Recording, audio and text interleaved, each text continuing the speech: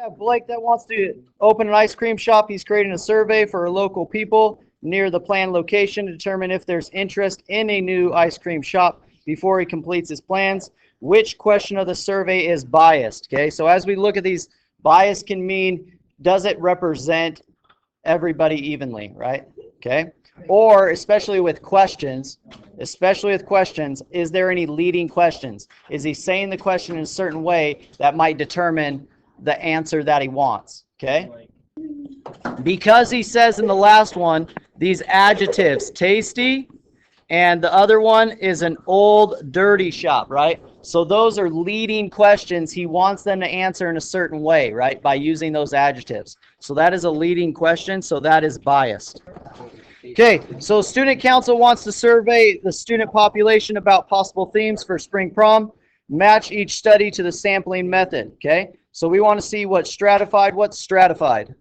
So stratified is breaking it up into groups or categories, and then selecting the same amount from each category. Okay, so that would be A.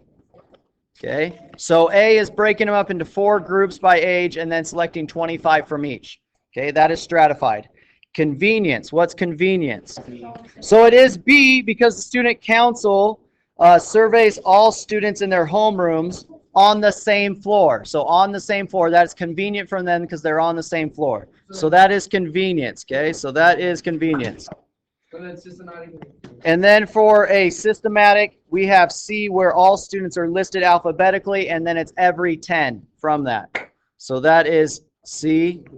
And then D is the survey where they send out an email and they ask to complete it. The people volunteer to take the survey. So that is self-selected, volunteering to take the survey. Okay, so that is D. Okay, number 3 here, we have these 2 researchers, Shelley and Raul. Okay, and they want to determine children's favorite breakfast cereals. So here's how they conduct it. And we want to say, well, is Shelley's a survey, an experiment, or observational study? Okay, so Shelley says that the randomly selected participants should be asked a series of questions about their cereal eating. So what is that? They're getting questions and answering those questions. So that would be a survey. Okay, so then the next one. Okay, so in Raul's, they are selecting themselves the different type of cereals, and the people that are conducting the survey are only observing what they select and writing down those observations. They're not handing them, here, try this cereal, try this cereal. They're letting them select their own and then observing their reactions. So this is observational. All right, so number 4, we have a researcher is testing changes to a heartburn medication. There is 200 participants, so that's our sample size in the study. We give 10 participants of the original heartburn medication.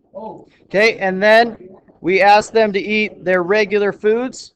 And then the 190, we give them the improved medication and ask them to eat foods that tend to trigger their heartburn. We want to identify any flaws in the experiment. We want a variable. We want to judge which heartburn is better, right? That's the only variable we want. So we have one variable is the medication, and the other variable is the food. So we want to eliminate that other variable, foods, right? So one thing in an experiment is to have a control group, okay? And we do have a control group. We have the 10 that is taking the original one, okay? And we have the 190, the experimental group, that is taking the improved medication. So that is good. We have a control group, so we can test, okay, how do these 10 do versus how do these 10 do with the new medication. The problem is, just like you said, is we also have this variable of food, right? So we have that variable of food. So we want them to take the same foods. So it'd be even better if we say, hey, we're going to give you these foods and you're always going to take them. Then we can eliminate that variable of food. But because they change the variety of food, that therefore is kind of doesn't really help in determining which medication is better, because these people are eating more food that trigger their heartburn, where these people they might not be eating any food that trigger their heartburn. Okay, so the problem is, the flaw is they eat different food, right? We want them to have the same types of food. So if they either say they both eat food that trigger it, or they both say eat your regular diet, but the best one would be having them eat the same exact food, so that we can eliminate that. One other possibility could be that there's only 10 here, and maybe you would like to split it in half, right? So we might readily split in half, right, the groups. So then they're about the same. So we wanted those groups to be about the same too. So that's a good observation, that we want the same size of groups. Okay, in number 5 here, we have Leonard randomly selecting a card from a deck. Now, a deck of cards does have 52, and there's 4 different suits in it. So if you didn't know that, that is why. And so we want to find the difference between the theoretical and the experimental. So what's the difference between theoretical and experimental? So we have theoretical, just kind of like what are the odds of getting a heart, a diamond, a spade, and a club. Okay, so there's 4 in the suit, so that's just 1 out of 4. So the theoretical for any of these is just 1 out of 4. So then experimental is actually calculating what it is, right? So the first one is which one of these statements is true. So I might want to look at them all, but this one's just after one correct one, okay? So the theoretical probability of selecting a heart is greater than experimental probability of selecting a heart. So theoretical is 0.25, and experimental for selecting a heart would be 28 out of 120, which I believe is like 23%, okay? So that is a true statement. Theoretical is larger than that one, so this is the true one. You can go ahead and find out those other ones just to practice theoretical versus experimental. So experimental is just dividing how many you got out of the total. Okay. All right, 6, we have a spinner divided evenly. So here we have a spinner, and it would divide by 8. It's like cutting a pizza up in slices. Okay. And then all those are colored red, yellow, orange, green, blue, purple, pink, and black. But I don't want to color this one like this. But how many would be blue? Just 1 out of the 8. So the theoretical for this would be 1 out of 8. Okay, so the theoretical would be 1 out of 8, or 12.5%. Okay, experimental would be taking how many blue we actually got, 28, out of how many total spins we did, which is 160, which is 17.5%. Okay, so it's just theoretical and experimental, finding out what those are. Okay, then we have Donna, who's a manager of a grocery store, claims that 1 in 12 cans vegetables she ordered has a dent in it. So that's basically kind of like your theoretical idea, even though she actually bought them, so you could say it's experimental, but the probability is 1 out of 12. Okay, so we want to see, if we were run a simulation, what would be the best way to represent this 1 out of 12. So if we look at 2 dice, when we're tossing, if we toss 2 ones, so we roll dice, which is 1 out of 6, and we toss 2 of them, that is 1 out of 6. So you might think, oh, we just add these, that'd be 1 out of 12. That's not true. We actually multiply them, and we get 1 out of 36. So that is not true. 2 random generator from 1 to 12, that would represent 12 things, right? And 1 represents a dent, so that would be 1 out of 12. So that is correct. Okay, the other one's 12 dice. We have 4 kings, but that would be 4 out of 12. So that's not 1 out of 12. And then 12 marbles, and 6 are red. That would be 6 out of 12. That doesn't represent 1/12, so the only one that does is the random number generator. Okay, 7B. Okay, so now if we would do it 175 times, how many of those 175 times would represent that 1/12? So we can represent that by a proportion. So 1 out of 12 should be the same as something out of 175. So then we can just solve this proportion, multiply both sides by 175. 175, and we get approximately 14.5. So somewhere between 14.5. Well, more than 20 is just too much. Less than 12, that's not it. So this is the only one that contains 14.5. So this is going to be our answer there, somewhere around there. So you can set it as a proportion, or you can just take this percentage and then multiply it by 175. So if I'm asked to find which of the mean and standard deviation for this data set, and then we want to round our answers to the nearest 100, okay? So what I can do is I could calculate the mean first, which is going to eliminate half of these, right? And most of you guys know how to calculate the mean. We add all these values up, and then we just divide by how many there are, and that will give my mean. So that eliminates half of these. So I know my answer is between two of those. Now, standard deviation, we did it the long way the first couple times. We found our mean. And then we took each of our values and subtracted from the mean. And then we had to square all those because some of those were negative, right? And then we had to add up all those numbers. And then we had to find the average of that, divide by how many there were. And then finally we square rooted that, right? We went through that long process of making a table in order to do that.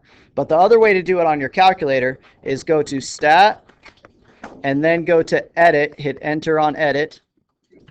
And then we list all our numbers in L1, L2, L3, whatever we want to list. Now, if there's something already in L1 you want to get rid of it, you can highlight L1 and you can hit Clear and then hit Enter. And that will clear that list for you. And then you can start typing all those numbers in there. Okay, so then once you make sure all those numbers are in there, then once you get all those numbers in there, you're going to hit Stat again. And then you can go over 1 to Calculate. And you want to select number 1. 1vars stat.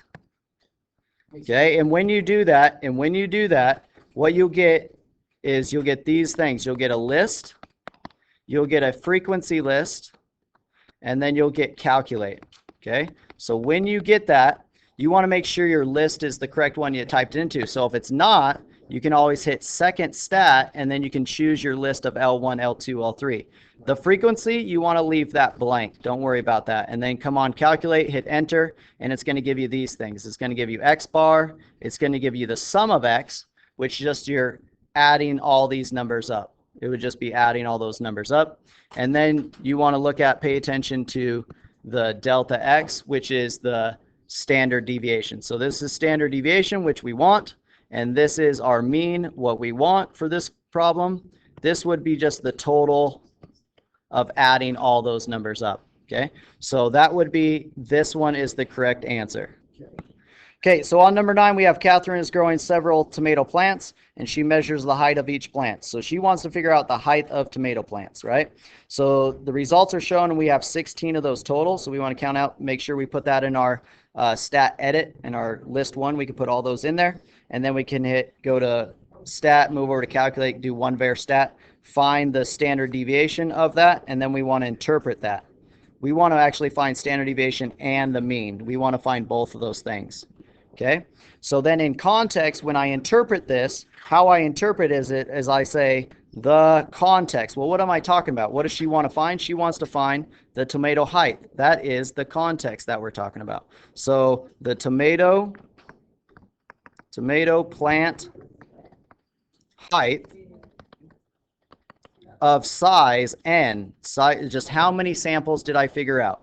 Of size 16, typically varies, because remember, standard deviation is the average distance away each point is from the mean. So typically varies by, what's our standard deviation? Well, our standard deviation for this problem is, okay, rounding to the tenths, we get 2.2 from my calculator. Okay, and then it says X context. This X context is just what are my units of my standard deviation. So that would be inches. So 2.2 inches. And then from the mean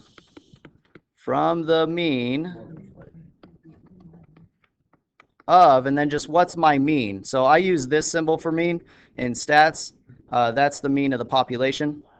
This X bar is the mean of the sample that I'm dealing with. So same kind of thing. So this also means X bar. Okay. And that would be, what is that? That would be 13.5. So the tomato plant heights of size 16 typically varies by 2.2 inches from the mean of 13.5 inches. Yep. Because we're calculating in inches. So you can use this template if you want. Okay, you can use that template if you want, or you could basically just say, hey, the average distance between these tomato plants' heights and the average height typically varies by 2.2 inches. Okay, because that's all standard deviation means. It means what's the average distance between all my data points and the mean. Okay? Wait, so that you can write it as. So I can write this as the average distance of these heights has an average 2.2 inches away from the mean of 13.5. The average height varies 2.2 inches. Yeah, the average height of tomato plant varies 2.2 inches from the mean of 13.5. So that might be easier to write than this. Okay. Oh, we could just write that. Yes, and just fill in the blanks. Yep.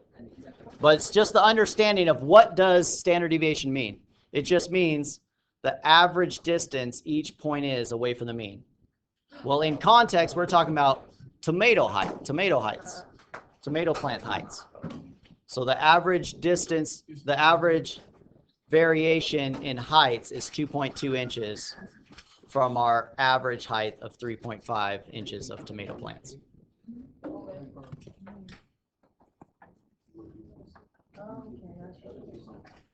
Okay, number 10. All right, so number 10 here is looking at two different sets. So we're going to label this one maybe in L1 and this one in L2, right? So we put this in, put in all this information, and this one asks us blank has a greater average value, blank is more varied. So average value, that's talking about asking for what is the mean, which one has a greater mean, and then this one says varied. That's talking about standard deviation.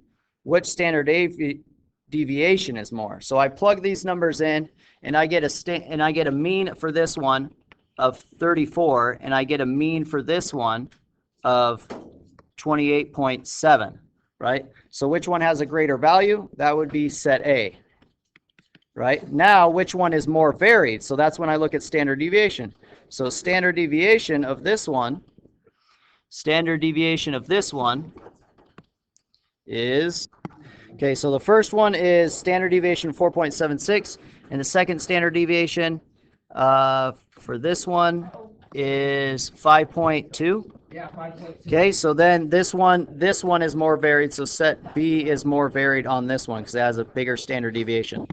So 11 is asking the same thing, except for this part is saying on average. That's not talking about the mean. It says the blank shift produced more products. So more products is just adding all these up. So that's when you do it, you're looking for this symbol when you do the one var stat. So I'm looking for this symbol on number 1 here on A is 2,268. And when I do it on B, I get 2,353, I believe. And so B is going to produce more because it just, if I add these up, B has more production. Okay, and then second part asks for varied, right? So varied, I'm looking for the standard deviation of these. So when I find the standard deviation, this first standard deviation, okay, that is 22.8 or 27.8.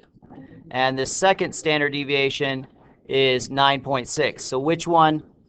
Number of products produced by blank shifts more varied would be the larger standard deviation, so that would be shift A. All right, so number 12 here, we want to classify these as discrete. So discrete is like exact. There's no in between, right? Continuous means there's in between numbers, right? So if we're counting the number of tickets sold at a football game, what's that? So you can't sell half a ticket, so that's discrete. Okay, what about time takes to complete home? Okay, so times there is in between. 1 second, 2 seconds, there's a 1.5 seconds. So that is continuous.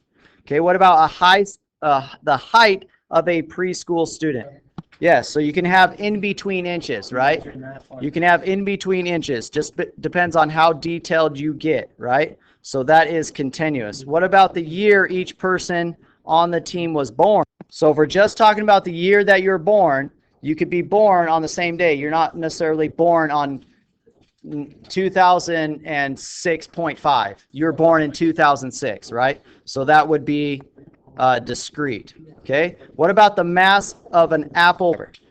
So I can have a 0.36 kilograms. I can have in between, not just straight number for an apple pick. So that's going to be E. That's continuous. What about population of each town in a country? Can you have half a person? You cannot have half a person. So since you cannot have half a person, that's discrete. Now, just because it's a decimal doesn't mean it's continuous. Because like we talked about before, shoe size. Shoe size, you can have a 7, you can have a 7.5, but you don't have a 7.25, right? So even though you have decimals on shoe size, it would still be discrete.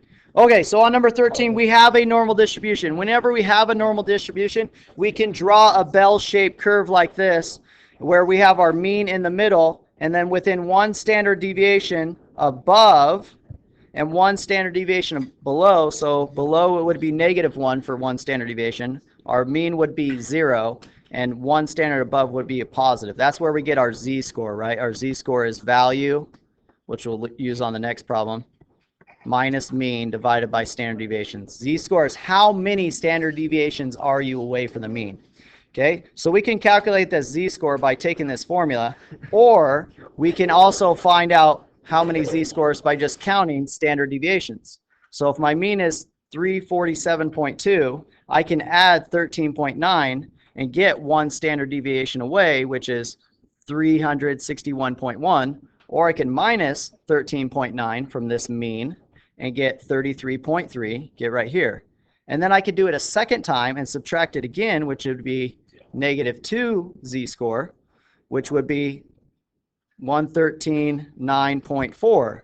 So this number is 2 standard deviations away from the mean. Now it wants me to say the data that is less than this number represents what percent of the data. And this is where I can use my empirical rule that says 34% of the data is contained within these two. 34 is contained within these two. 12.5 is contained within those two. Sorry, correction, this is not 12.5, it's 13.5. So 13.5 is between here, and then after 3, including all the tail, is 0.15%. Okay, so if we want to find less than 19.9, we are below one standard deviation. So I want to add 13.5 plus 0.15, which equals 15%. Okay, and that already has a percent on there for us.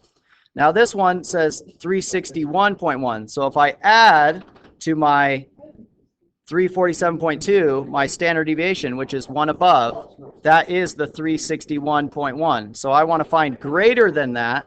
So I add the 13.5 plus over here. Okay, so let me extend this out far enough. So this needs to go a little bit out here. So we have 3 standard deviations, which in between 3 and 2 is our 2.5, and then after 3 is 1.5. So then if I'm right here at -2 standard deviations, the 319.4, that means I'm actually adding 1.5 or 0.15, sorry, 0.15 and 2.5, which just equals. Okay, so let me give you, so I don't have to draw it out and stuff. This is what it is. Okay, so this is how it works. Okay, so at the low end, behind 3 standard deviations is 0.15. Between 3 and 2 is 2.35. And then between 2 and 1 is 13.5. And between 0 and 1 is 34. So then, if I'm at this 347.2, and then this one down here at 2 standard deviation ones is 3.91, something like that. I'm going to add these two would be less than. So 2.5% is less than this number, 319.4. Okay, then we want to find out what this number is, the 364 point something. And so if we add 13.9, if we add 13.9 to 347.2, we get the 361. So this right here is 361.1. So if I want greater than that, I have to add 13.5, 2.35, and a 0.15, which is 16%. Okay, so that's going to be our answer here to these problems. This one is 2.5%. And this one is adding 13.5 plus 2.35 plus 0.15, which equals 16%. Okay, so that's how you use the empirical rule. You find out how many standard deviations away by adding and subtracting your standard deviations from your mean, and then locate by adding up those percentages, either less than or greater than, or you could even do in between. But those are the percentages on this page right here. That's what it looks like. It should be in your 8.4 notes. That's how it breaks down. 1 standard deviation, 2 standard deviations, 2 standard deviations, and 3 standard deviations. Okay, and those are the percentages that add up to 100%. So since within 3 standard deviations,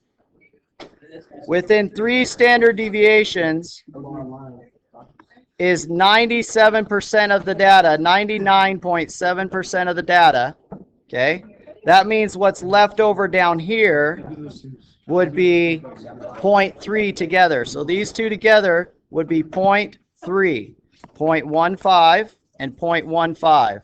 So if I want to find out what numbers that these represent, okay, what I can do is I can take my mean of 63.4 and I can just add 2.5 3 times, and that will get me to this number right here. Okay, that represents 3 standard deviations above, and then I can take this 63.4 and subtract 2.5 3 times, and that's going to give me this number below that represents 3 standard deviations below. So that's where I get all my x's that represent greater than, or the outside of 0.3 would be numbers less than 55.9. Okay, that'd be all these numbers down this way. And then numbers greater than 78 or 70.9, sorry, 70.9 would represent these numbers over here to the right. So that's what's representing the outer 0.3%. Okay, number 15 here, all we're doing is finding our value of z. That's our z-score, and that is value minus the mean over standard deviation. So we have our value of 4.5, 4.5, minus our mean of 3 1/4. Right? This symbol just means mean. This is our value, and this right here is our standard deviation. So I put this into a calculator, and I see that I get 3.3 repeating. So then I can switch that to a decimal and get, or to a fraction and get 3 1/3. Right? All I have to do is hit the math button, and I can go down where it says turn into fraction. Has this like little arrow here and it says fraction. I can turn that decimal into a fraction because all my answers are fractions here. All right, so we have our last 4 problems that we're doing here. Here we have somebody doing a 325 person survey, and they asked them how much time they spent getting ready for school. So that's what they want to figure out, how much students are taking in order to get ready for school in the morning. So if that would be our context of this survey, right? So we want to use a 90% confidence interval. So that's where I'm going to go to that chart from 8.5 and look up the percent and see what our z-score is corresponding to that, right? Which I think is 1.645 for 90%, and 95% is 1.960, and I can't recall, it's like 2 point something for 99. Okay, so you just have to use your chart that you got on 8.5. Okay, 6, 5, 7, 6. Okay, all right, so we want to use a 90% interval. Okay, so I want to find, for this problem, I want to find my max error, and that's what this is really asking. It says we can say with 90% confidence that the mean time spent getting ready for school is within how many minutes of the sample mean. That is looking for our max error there. Okay, so we want to take our max error, that is set equal to z times, since we're doing a mean, we use this formula, our standard deviation over the square root of n, right? We want to make sure that we square root our sample size, right? So here we plug our z-score is 1.645 for 90%, and we times that by our standard deviation, and our standard deviation they give to us is 5.8, and it's over our square root of our sample size, which is 325, and we calculate that, and that is 0.53. So we round that and we get 0.53 for that time getting ready. So we're within 0.53 minutes of our sample mean. So that means 0.53 above our sample mean of 26 and 0.53 below. So we're within that. That would be our max error that we are finding. Okay, on number 17, you're kind of doing the same thing because we're dealing with the mean, right? This symbol means mean. Okay, and we're going to find our max error, and we're going to add our max error to our mean, and then we're going to take our mean and we're going to subtract our max error, and those are going to give us these two values. So we did this the other day in class, and we used this same z-score because we're at 95, so we're going to use the 1.960, and since we're finding the mean, we're going to take that and times it by our standard deviation, when they give us 1.8, over our square root of our sample size, which is 240, and I can't recall, but I think it's 0.23. So 0.23 is that value, and we're going to add that to our mean of 3.2, and we get 3.43, and we're going to subtract that from our mean of 3.2 and get 2.97. So we get those values, and that's where our interval is. We can say that with 95% confidence.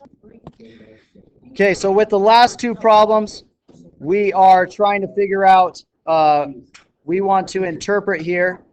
So we're doing the same thing. We're finding that interval from low number to high number. Okay, so we're taking our z-score again, which is 1.960, and we're timesing that, but this time we're finding proportion. Well, proportion is the square root of p hat times 1 minus p hat all over n. Now, usually p hat is the number of successes over our sample size. So sometimes they give that to you as a percentage or as a decimal or something like that. Okay, and I believe ours for this problem, our p hat would equal 0.7 something, 73, 76. But since they just give us the number of successes, how many people like want the store to be open, then we can just use this formula, which is our z-score. So this is actually z, it changes based on what our percentage is. But we can times that by success, how many successes we have, times how many failures we have, and then raise that to n cubed. So that will also use a formula for proportion. So either one of those formulas for proportions will work. So ours will work out to get a number of 0.04 for our error. So I do the calculation, I get 0.04 for our error because I use 1.960. And if I do a proportion, this would be 0.76. So this would be 0.24. These always add up to 1. And then my sample size is 360. And I can put that inside the root and multiply, and I get 0.04. So for us, we are 95% confident that the interval from, we add 0.4 to our normal proportion 0.76, and we subtract from it, so we get 72% to 80%. And we capture the proportion, not the mean. Our context is what we're trying to find. Our context is what they're asking. The patrons would like the restaurant to stay open later. So that's what we're going to put here as our context. Our context that goes right down here. Okay? Okay, so last question is we want to figure out what is misleading here. So if we have 18 samples, that's our n. We have our confidence level of 95, so that means the z-score we should use is the 1.960. But here we don't have a proportion. They just give us in-between values and an error estimate. So they give us an error of 0.06, and our p-hat would be in between these two, which is 0.39. So in between these, halfway in between. P-hat is always halfway in between. Okay, so in order to test this, we can test our sample size and our confidence interval. by just seeing, is this max error right here of 6% actually equal to the one that deals with 95%? Or is our sample size maybe too small? So in order for our max error, we just take our z-score, which is 1.960, and we times that by our proportion, which is 0.39 times 0.61, because that adds up to 1, divided by our sample size of 18. So when I do that, I actually get an error of 0.23, which is 23%. Well, that's more than what they say, right? So I would need to bring down this error. Well, the only way I can bring down an error, which I didn't mention before the other day, but I'll mention it now. To bring down my error, I would need to multiply by a smaller number. So my z-score would need to be lower, which means my percentage would need to be lower. So this is the wrong percent. I need a lower percent. Well, in my possible answers, I don't have a bring down the confidence level. I have confidence level as misleading, but I can throw that one out. It's not really misleading, just needs to be lower. These two are also out because they don't, confidence level is too low. No, it's actually too high because I need to bring it down, right? So it's actually too high. And then if I can't bring down that confidence level, what I could do is I could just increase my sample size.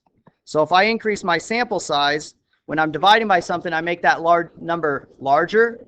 That means I get a smaller decimal, right? That would bring down my error. So these are the ways to bring down your error. You can bring down your z-score, which would bring down your percentage confidence level, or you could just increase your sample size. So that's what leads us to this.